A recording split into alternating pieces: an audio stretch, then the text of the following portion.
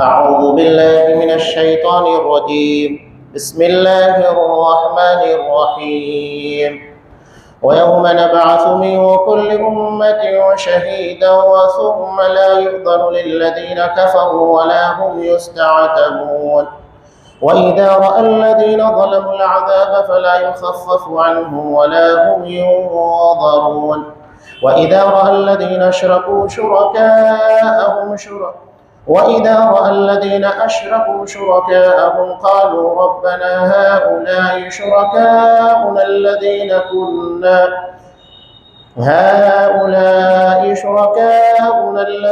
كنا ندعو من دونك فألقوا إليهم القول إنكم لكاذبون. وألقوا إلى الله يومئذ السلم وضل عنهم ما كانوا يفترون. الذين كفروا وصدوا عن سبيل الله زدناهم عذابا وفوق العذاب بما كانوا يفسدون. ويوم نبعث في كل أمة شهيدا عليهم من أنفسهم وجئنا بك شهيدا على هؤلاء ونزلنا عليك الكتاب تبيانا لكل شيء وهدى ورحمة وبشرى للمسلمين. إن الله يأمر بالعدل والإحسان وإيتاء ذي القربى وينهى عن الفحشاء والمنكر والبغي يعظكم لعلكم تذكرون. اور جس دن ہم ہر امت میں سے ایک گواہ کھڑا کریں گے تو پھر کافروں کو نہ تو عذر پیش کرنے کی اجازت دی جائے گی اور نہ ہی توبہ کا موقع دیا جائے گا. اور جب ظالم لوگ عذاب دیکھ لیں گے تو پھر ان کے عذاب میں تخفیف نہیں کی جائے گی نہ ہی انہیں مہلت دی جائے گی. اور جب مشرکین اپنے شریکوں کو دیکھیں گے تو کہیں گے اے ہمارے پروردگار، یہ ہیں ہمارے خود ساختہ شریک جنہیں ہم تجھے چھوڑ کر پکارا کرتے تھے. اس پر وہ شریک انہیں صاف جواب دیں گے کہ تم یقیناً جھوٹے ہو. اس دن وہ اللہ کے حضور اپنی فرما برداری پیش کریں گے اور جو کچھ وہ افتراء پردازیاں کرتے تھے سب کچھ انہیں بھول جائے گا. یہ وہ لوگ ہوں گے جنہوں نے کفر کیا اور اللہ کی راہ سے روکتے رہے. ہم ان کے عذاب میں مزید عذاب کا اضافہ کرتے جائیں گے اس لیے کہ وہ فساد مچایا کرتے تھے. اور جس دن ہم ہر امت میں سے انہی میں سے ایک گواہ کھڑا کریں گے اور ان پر ہم آپ صلی اللہ علیہ وسلم کو گواہ لائیں گے. اور ہم نے آپ پر ایسی کتاب نازل کی ہے جس میں ہر چیز کی وضاحت موجود ہے اور اس میں مسلمانوں کے لیے ہدایت، رحمت اور خوشخبری ہے. اللہ تعالیٰ تمہیں عدل، احسان اور قرابت داروں کو امداد دینے کا حکم دیتا ہے اور بے حیائی، برے کام اور سرکشی سے منع کرتا ہے. وہ تمہیں اس لیے نصیحت کرتا ہے کہ تم اسے قبول کرو اور یاد رکھو. سورہ نحل آیت نمبر 84 سے آیت نمبر 90. محترم سامعین، عزیز ماں بہنوں، یہاں قیامت کا منظرنامہ پیش کیا گیا ہے. اللہ فرماتا ہے کہ اس دن یوم نبعث من کل امت شہیدا، ہر امت میں سے گواہ لائیں گے. یہ گواہ کون ہوگا؟ یہ گواہ ہوں گے اس امت کا نبی، یہ گواہ ہوں گے اس امت کے وہ نیک لوگ جو لوگوں میں اللہ کے دین کی ترویج اور نشر و اشاعت کیا کرتے تھے. اس لیے کہ یہ پیغام پہنچا رہے ہیں تو انہیں معلوم ہوگا کہ کن لوگوں تک اللہ کا دین پہنچایا گیا، سب پتہ ہوگا تو انہیں گواہ بنا کر پیش کیا جائے گا. ثم لا یؤذن للذین کفروا، اس کے بعد کافروں کو اجازت نہیں ہوگی. جب ان گواہوں کو پیش کر کے ان کی گواہیاں لی جائیں گی تو کسی بھی کافر کو بیچ میں عذر پیش کرنے یا اس کی بات کے پر اعتراض کرنے، اسے غلط ٹھہرانے، ان ساری چیزوں کی اجازت نہیں ہوگی اور نہ ہی انہیں توبہ کا موقع دیا جائے گا. نہ بہانے پیش کر سکتے ہیں، نہ توبہ قبول ہوگی، کسی چیز کا موقع نہیں ہوگا. یہاں ایک بات بہت اہمیت رکھتی ہے کہ اللہ یہ کہہ رہا ہے کہ نبیوں کو اور امت کے ان لوگوں کو جنہوں نے اللہ کے دین کو پہنچانے کا کام کیا ہے، ان لوگوں کو گواہ بنا کر پیش کیا جائے گا۔ اب یہ بات قابل غور ہے کہ تمام انبیاء کرام نے تو اللہ کے دین کو اپنی استطاعت اور اپنی طاقت سے بڑھ کر پہنچانے کی کوشش کی، بلکہ نبی کریم صلی اللہ علیہ وسلم کے تعلق سے اللہ نے کہا لعلک باخع نفسک علی آثارہم ان لم یؤمنوا بہذا الحدیث اسفا، لگتا ہے آپ اپنی جان ہلاکت میں ڈال دیں گے اگر یہ اس قرآن کے پر، اس حدیث کے پر، اس دین کے پر ایمان نہیں لائے۔ اتنی محنت آپ صلی اللہ علیہ وسلم نے کی، اور آپ صلی اللہ علیہ وسلم نے خود بتایا کہ میری اور تمہاری مثال ایسے ہے، جسے امام بخاری رحمۃ اللہ علیہ نے پیش کیا کہ ایک شخص نے آگ روشن کی، آگ روشن ہونے کے بعد اس میں کیڑے مکوڑے پتنگے گرنے لگ گئے، وہ انہیں آگ سے دور کر رہا تھا، اس لیے کہ آگ کے روشن کرنے کا مطلب یہ نہیں تھا کہ اس میں کیڑے مکوڑے اور پتنگے اپنی جان گنوائے، بلکہ مقصد یہ تھا کہ رات کی تاریکی دور ہو جائے اور لوگوں کو راستہ معلوم ہو جائے، یہ اصل مقصود تھا۔ لیکن اس میں کیڑے مکوڑے سارے گرنا شروع ہو گئے۔ یہی معاملہ دراصل جہنم کی آگ کا ہے۔ اللہ نے جہنم کو اس لیے تیار کیا تاکہ اس کے ڈر اور خوف کی بنیاد سے لوگ جنت کی طرف اپنا راستہ پکڑے۔ وہ ہمیں حقیقت میں اللہ کی جنت کی طرف لے جانے والی چیز ہے، یہ نہیں کہ اللہ اس میں ہمیں جھونکنے کے لیے یا عذاب دینے کے لیے تیار رکھا ہے، الا یہ کہ جو خود بدبخت ہو، وہ خود اپنے اعمال کی بنیاد کے پر جہنم رسید ہونا چاہے۔ میں تمہاری کمر پکڑ پکڑ کر تمہیں اس آگ سے بچانے کی کوشش کر رہا ہوں، یعنی جہنم سے، وَأَنْتُمْ تَقْتَحِمُونَ فِيهَا، اور تم ہو کہ اسی آگ میں گر رہے ہو۔ یہ معاملہ ہمارا ہے جو خود نبی کریم صلی اللہ علیہ وسلم نے پیش کیا۔ بہرحال بتانے کا مقصد یہ کہ نبی نے اپنی ذمہ داری صحیح طور پر نبھائی، لیکن کیا آج ہم اسلام کی ترویج، نشر و اشاعت میں وہ کردار ادا کر رہے ہیں جو ہمیں کرنا چاہیے؟ مسلمانوں کے درمیان، غیر مسلموں کے درمیان آج ہمارے سامنے گولڈن چانس ہے، جب اسلام اور مسلمانوں کے تعلق سے اعتراضات، شبہات پیدا کیے جا رہے ہیں، لوگ اسلام کی طرف نظریں لگا کر بیٹھے ہوئے۔ ایسے میں ہمارے لیے گولڈن چانس یہ ہے کہ ہم ان شبہات کا، اعتراضات کا بہترین طریقے سے جواب دیں، اور اسلام کی شبیہ بگاڑنے کی کوشش کی جا رہی ہے اس شبیہ کو صحیح کریں، یہ ہماری ذمہ داری ہے۔ آپ صلی اللہ علیہ وسلم کے تعلق سے قرآن مجید نے کیا کہا کہ رسول کے تعلق سے مسلمانوں کی ذمہ داری کیا بنتی ہے؟ دفاع، یعنی نبی یا اسلام، قرآن کسی چیز کے پر بھی اعتراض ہو اس کا دفاع کرنا ہماری ذمہ داری۔ اسلام نے تو مسلمانوں کے تعلق سے حکم دیا، جیسا کہ ترمذی کی روایت ہے، من رد عن عرض اخیہ رد اللہ عن وجہ النار یوم القیامہ، کہ جو اپنے مسلمان کی عزت کا دفاع کرتا ہے تو قیامت کے دن جہنم کی آگ اس کے چہرے سے ہٹا دی جائے گی۔ اسلام میں اتنا زیادہ ان چیزوں کو اہمیت دی گئی، تو پھر اسلام، مسلمانوں کے پر، قرآن کے پر، اللہ پر، رسول اللہ صلی اللہ علیہ وسلم پر اعتراضات ہو تو کتنی بڑی ذمہ داری بنتی ہے کہ ہم اس کا دفاع کریں اور اس کا تصفیہ کرنے کی کوشش کریں۔ یہ بھڑکیلا پن، یہ جذبات جو آج مسلمان کر رہے ہیں، یہ حقیقت نہیں ہے، یہ دراصل اسلام کی شبیہ کو مزید بگاڑنے کا کام کرتی ہے۔ ایسے میں دفاع کرنے کا حکم، ایک واقعہ میں اکثر بیان کرتا ہوں، حضرت ثمامہ بن عثال رضی اللہ تعالیٰ عنہ، یہ طائف کے بہت مالدار آدمی تھے، سردار تھے، اور نبی کریم صلی اللہ علیہ وسلم صحابیات کے تعلق سے نازیبہ اشعار کہنے لگے، اس قدر ان کے ذہن و دماغ کے اندر بدگمانی اور اسلام کے تعلق سے خراب شبیہ پیش کر دی گئی تھی۔ آپ صلی اللہ علیہ وسلم نے کیا کیا؟ لاؤ اسے پکڑ کر لاؤ۔ کچھ صحابہ گئے، قیدی بنا کر 3 دن تک مسجد نبی کے اندر انہیں رکھا گیا۔ 3 دن کے بعد آپ صلی اللہ علیہ وسلم نے کچھ نہیں کیا۔ ہر نماز کے بعد ان سے سوال کرتے، خیریت ہے؟ وہ کیا جواب دیتے؟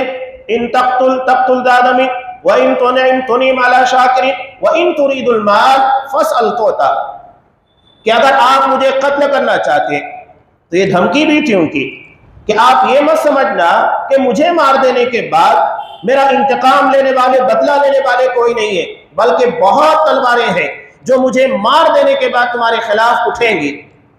اور اگر آپ مجھ پر احسان کریں گے تو یہ بھی مت سمجھیے کہ میں اتنا گیا گزرا ہوں کہ آپ کے احسان کا بدلہ نہ چکاؤں۔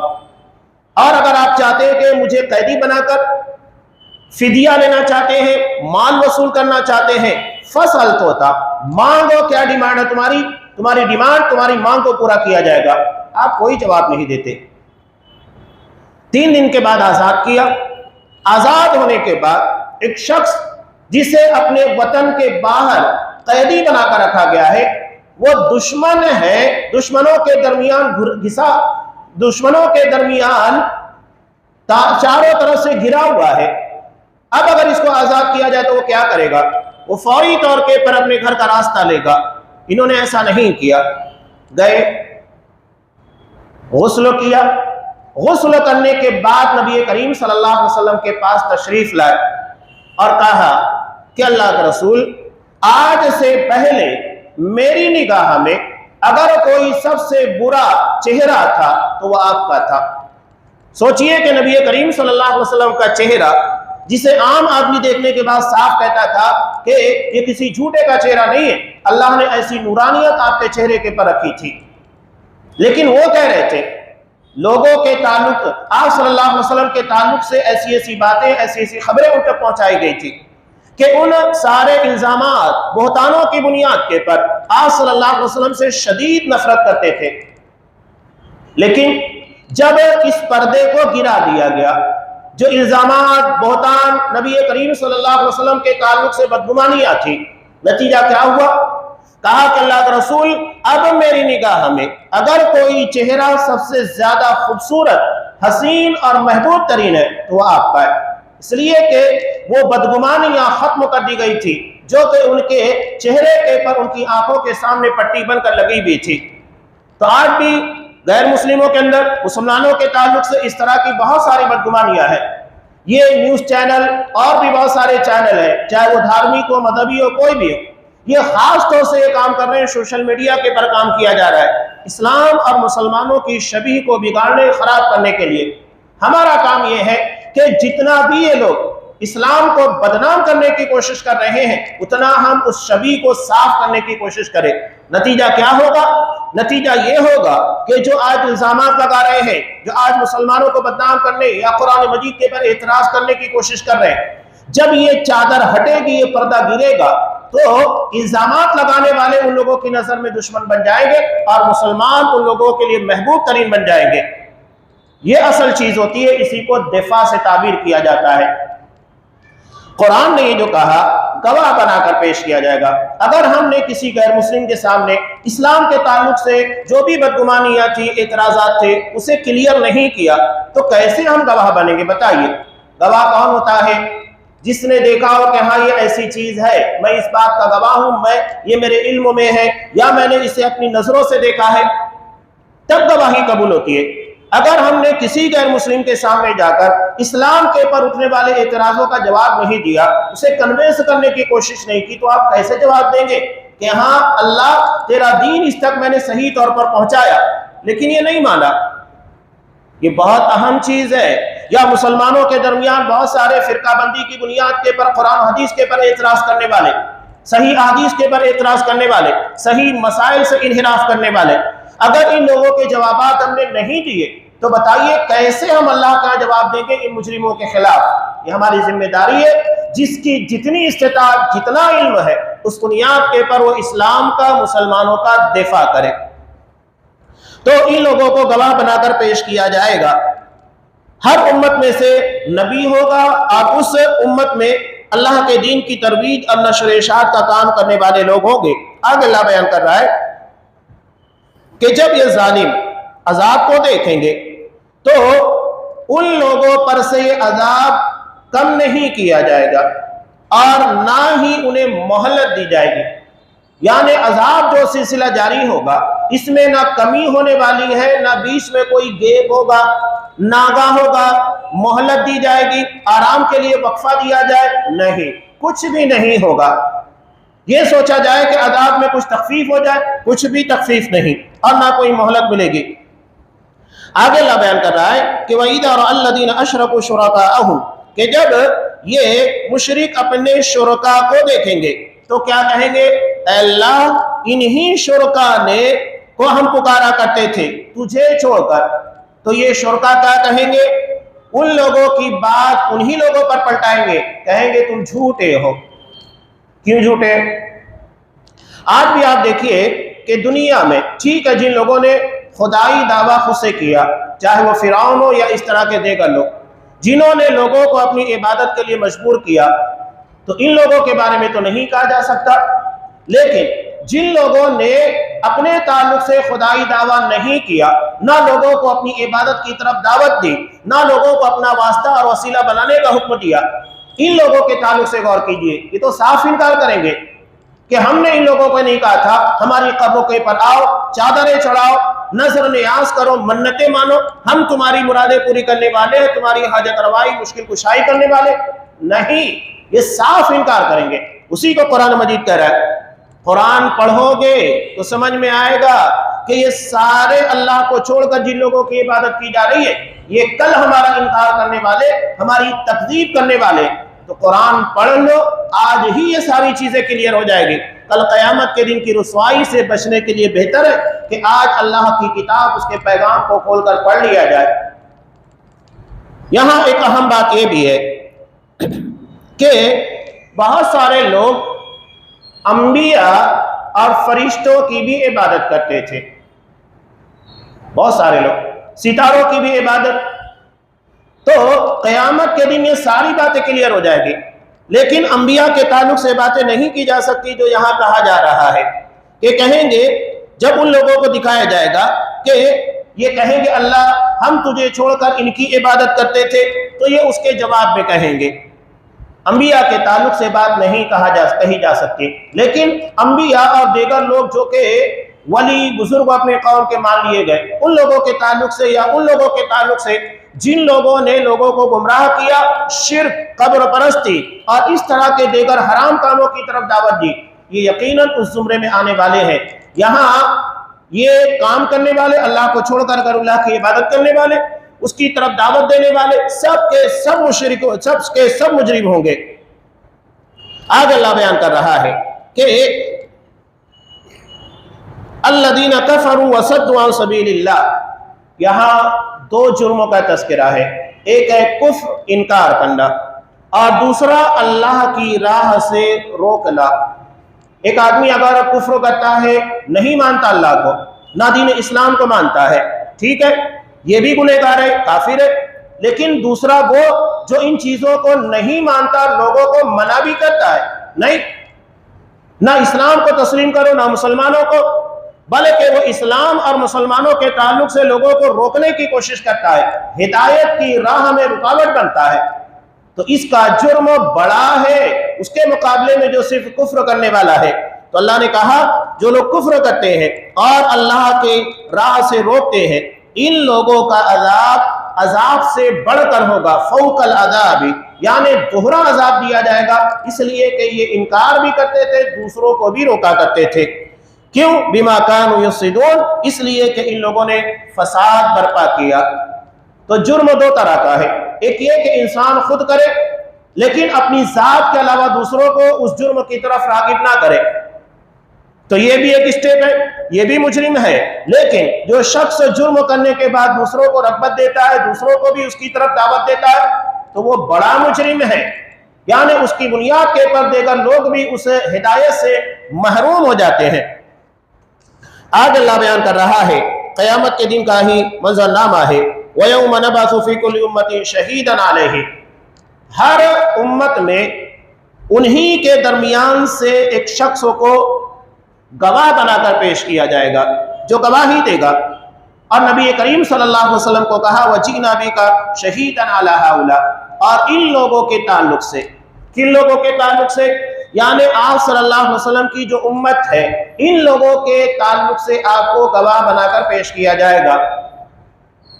उम्मत दो तरह की है, एक है उम्मते दावा, यानी जिनको दावत दी गई, इस्लाम पूरी दुनिया के इंसानों के लिए आया है, آپ صلی اللہ علیہ وسلم سے لے کر قیامت تک کے آنے والے تمام انسان، چاہے مسلمان ہو غیر مسلم ہو، یہ سب کے سب امت دعویٰ ہیں، یعنی ان کے پر دعوت پیش کی گئی، دین پیش کیا گیا۔ اب امت کی دوسری قسم ہے امت اجابہ، یعنی جنہوں نے آپ صلی اللہ علیہ وسلم کی دعوت کو قبول کیا، اجابہ جواب دیا، یعنی اسے قبول کیا، ایکسپٹ کیا، تو یہ مسلمان ہے۔ غیر مسلم بھی امت ہے، لیکن یہ امت دعویٰ ہے، ان لوگوں کو دعوت دی گئی، ایکسپٹ نہیں کیا۔ مسلمان یہ بھی امت ہے، لیکن یہ امت اجابہ ہے، ان لوگوں نے آپ صلی اللہ علیہ وسلم کی دعوت کو قبول کیا اور حتی الامکان اس کے پر عمل کرنے کی کوشش کی۔ تو آپ صلی اللہ علیہ وسلم کو کن لوگوں کے پر گواہ بنا کر پیش کیا جائے گا؟ سب کے پر آپ گواہی دیں گے کہ کن لوگوں نے آپ کی دعوت قبول کی، کس نے قبول نہیں کی ہے۔ ایک مرتبہ جیسا کہ بخاری کی روایت ہے، اسی سے ملتی جلتی آیت سورہ نساء کی بھی ہے۔ حضرت عبداللہ ابن مسعود رضی اللہ تعالیٰ عنہ کو نبی کریم صلی اللہ علیہ وسلم نے کہا، میرا دل چاہتا ہے کہ میں قرآن مجید تم سے سنوں۔ انہوں نے کہا کہ اللہ کا رسول، قرآن آپ پر نازل ہوا ہے اور آپ مجھ سے قرآن سنیں گے؟ کہا کہ نہیں، میرا دل چاہتا ہے۔ کہا کہ ٹھیک۔ انہوں نے سورہ نساء کی تلاوت شروع کی۔ سورہ نساء کی تلاوت شروع کرنے کے بعد جب اسی آیت کے پر پہنچے کہ ہر امت میں سے ایک گواہ طلب کیا جائے گا اور آپ کو اس امت اور ان لوگوں کے تعلق سے گواہ بنا کر پیش کیا جائے گا، تو آپ نے کہا کہ عبداللہ ابن مسعود رضی اللہ تعالیٰ عنہ سے کہا کہ بس۔ انہوں نے اپنی نگاہ اٹھا کر دیکھا تو آپ صلی اللہ علیہ وسلم کی آنکھوں میں آنسو تھے، اس لیے کہ بہت بھاری ذمہ داری تھی جو آپ صلی اللہ علیہ وسلم کو دی گئی کہ ہر شخص تک اللہ کا دین پہنچنا چاہیے، تبھی تو آپ گواہ بنیں گے۔ اگر آپ نے امت تک پیغام پہنچایا نہیں، اللہ کا دین نہیں پہنچایا، تو پھر کیسے گواہ بنیں گے؟ آپ صلی اللہ علیہ وسلم اس عظیم ذمہ داری کی بنیاد کے پر بہت فکر مند تھے، آپ کی آنکھوں سے آنسو جاری ہو گئے تھے۔ آگے قرآن مجید کے تعلق سے تین اہم چیزیں بیان کی جا رہی ہے۔ وَنَزَّلْنَا عَلَيْكَ الْكِتَابَ تِبْيَانًا، ہم نے قرآن کو آپ کی طرف تبیان، وضاحت والا بنا کر بیان نازل کیا، لِكُلِّ شَيْءٍ، ہر چیز کی۔ اب یہاں اس کا مطلب یہ نہیں کہ قرآن مجید کے اندر تمام قسموں کی تفصیلات ہے، یہاں ہر قسم کی تبیین کا مطلب یہ ہے اجمالی طور کے پر ساری چیزیں قرآن مجید کے اندر موجود ہے، جیسا کہ نماز کے تعلق سے، زکوٰۃ کے تعلق سے، روزوں کے تعلق سے، حج کے تعلق سے، میراث کے تعلق سے، عموماً جو اجمالی چیزیں ہوتی ہیں، اصول اور ضابطے ہوتے ہیں، وہ قرآن مجید کے اندر بیان کر دیے گئے۔ اب اس کی تفصیل مکمل طور سے آپ صلی اللہ علیہ وسلم کی احادیث کے اندر ہے۔ تو یہاں تبیان کا مطلب یہ کہ ہر چیز کے اجمالی اصولوں کو بیان کرنے والی کتاب۔ قرآن کی تین اہم صفتیں بیان کی جا رہی ہے۔ ہدا، ہدایت، قرآن مجید جو ہدایت پیش کر رہا ہے اللہ تعالیٰ کے تعلق سے، یعنی جو اللہ کے تعلق سے، اس کی صفات، اس کی ذات کے بارے میں جو عقیدہ، جو ایمان ہونا چاہیے، یہ سب سے بہترین ہدایت ہے، صحیح راستے کی طرف۔ ان ھذا القرآن یہدی للتی ہی اقوم، یہ قرآن ایسے راستے کی طرف دعوت دیتا ہے جو بالکل سیدھا ہے، اس میں کوئی پیچ نہیں، کوئی گمراہی نہیں، کوئی ٹیڑھا پن نہیں، یہ مکمل طریقے سے صراط مستقیم کی طرف دعوت دینے والا ہے۔ ورحمت، رحمت ہے۔ قرآن مجید کی تعلیم جو بھی شخص اسے قبول کرے اور اس کی بنیاد کے پر عمل کرنے لگ جائے، اگر ایک تاجر قرآن کے اصولوں، اسلام کے اصولوں کے مطابق تجارت کرے، اس کا مطلب ہے کہ اس کی تجارت سب سے بہتر ہے۔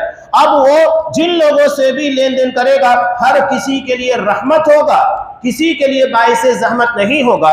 یہی معاملہ کہ قرآن اور اسلام کی بتائی ہوئی تعلیمات کے مطابق ایک شوہر بن جائے، ایک بیوی بن جائے، ماں بن جائے، باپ بن جائے، بیٹا بن جائے، جو بھی اس کے اصولوں کو فالو کرے گا وہ ہر کسی کے لیے رحمت ہوگا۔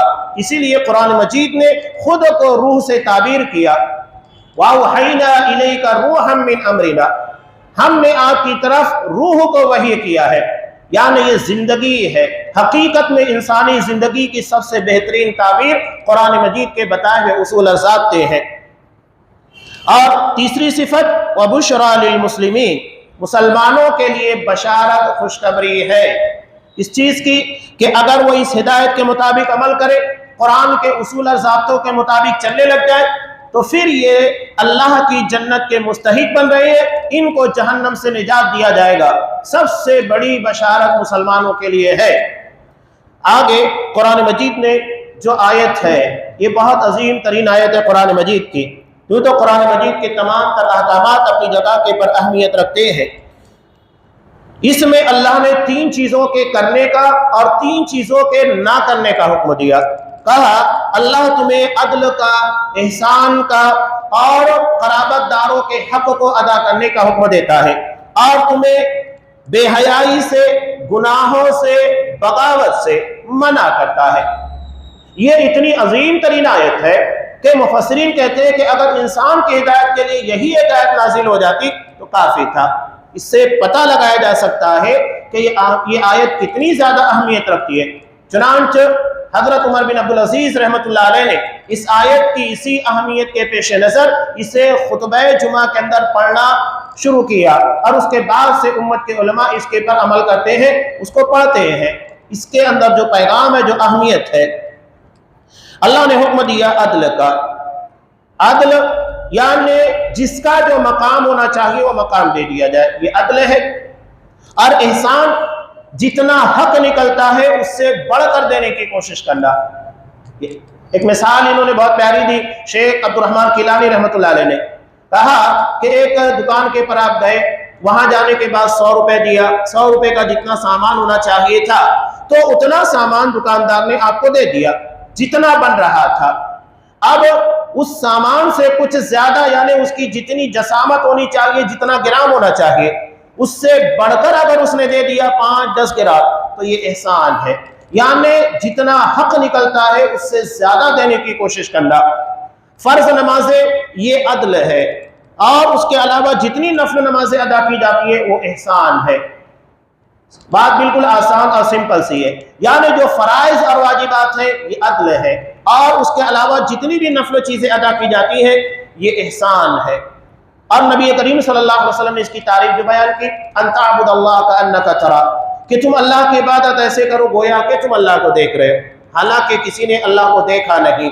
یہی تو احسان کا پہلا درجہ ہے، اور نہیں تو اللہ تمہیں دیکھ رہا ہے۔ یہ احسان کے مراتب میں 2 ہی مرتبے ہیں، کوئی تیسرا مرتبہ نہیں ہے۔ اور قرابت داروں کے حقوق کو ادا کرنا۔ انسان خاندان، سماج اور رشتوں سے جڑا ہوتا ہے، اور یہی رشتہ داریاں اسے تقویت عطا کرتی ہیں۔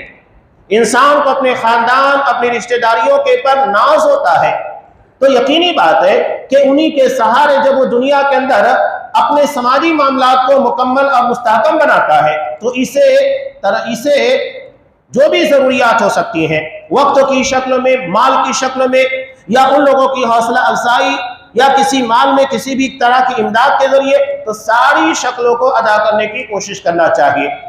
آگے 3 چیزوں سے منع کیا، فحشا یعنی بے حیائی، چاہے یہ زبان سے گندی باتیں کی جاتی ہو وہ ہے، یا کردار کے اندر پائی جانے والی۔ منکر عام گناہوں کو کہا جاتا ہے، یعنی بڑے گناہوں کے علاوہ چھوٹے گناہ۔ بغی، اس کا تعلق بغاوت سے ہے۔ بغاوت ایک خطرناک چیز ہے جو انسانی سماج کے لیے بہت زیادہ مضر ہے۔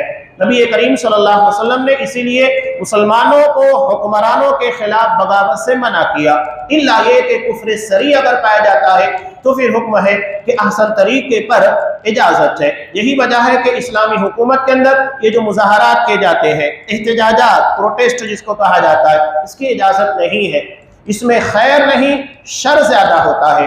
اسلام میں ان ساری چیزوں کی اجازت نہیں، اور ہندوستان کے اندر آپ خود دیکھ سکتے ہیں کہ اس طرح کے احتجاجات سے خود مسلمانوں کو کتنا نقصان ہوا ہے، بہت زیادہ نقصان۔ ایک بہت بڑی وجہ ان سارے مظاہرات کی ہے۔ ہم صحیح طریقے سے معاملات کو حل کرنے کے بجائے اس طرح کی آواز جو کہ غیر اسلامی ہے، ٹھیک ہے ہندوستان میں اجازت ہے، اس کا مطلب یہ نہیں کہ ہم اس کو کریں۔ ہندوستان میں تو بہت ساری چیزوں کی اجازت ہے، شراب کی بھی اجازت ہے، تو کیا ہر کوئی شراب پینے لگ جائے؟ نہیں۔ تو اجازت کا مطلب یہ نہیں ہوتا ہے کہ اس کو کیا جائے، اجازت کے بعد یہ دیکھا جائے گا کہ اسلام اس کی اجازت دیتا ہے کہ نہیں۔ اگر نہیں ہے تو وہ چیز نہیں کی جائے گی، گرچہ وہ ملک کے اندر ہمارے لیے جائز ہو۔ یعظکم لعلکم تذکرون، اللہ ہمیں نصیحت کر رہا ہے تاکہ ہم اسے قبول کریں، اسے یاد رکھیں۔ یہ ہمارے سماج اور معاشرے کے لیے اور خاص طور سے ملک کے لیے بہت زیادہ اہمیت رکھتا ہے۔ اب یہ جو معاہدے ہوتے ہیں اور یہ جو چیزیں اس کے اندر بیان کی گئی ہیں اسی کی تفصیل اگلی آیتوں کے اندر ہے، معاہدے کی شکل میں، جو کہ دو آدمیوں کے درمیان بھی ہوتا ہے، رشتہ داروں کے درمیان بھی ہوتا ہے، دو تاجروں کے درمیان بھی ہوتا ہے، لین دین کرنے والے، اور ملک کے تعلق سے بھی ہوتا ہے، قبائل کے اندر بھی۔ تو ان ساری چیزوں کی تفصیلیں جو آئندہ دروس میں انشاءاللہ بیان کی جائے گی۔ اللہ تبارک و تعالیٰ سے دعا ہے کہ اللہ ہمیں ان احکامات کے پر عمل کی توفیق دے، ہماری دنیا کے ساتھ ہماری آخرت کو بھی کامیاب بنائے، آمین۔ وآخر دعوانا ان الحمد للہ رب العالمین۔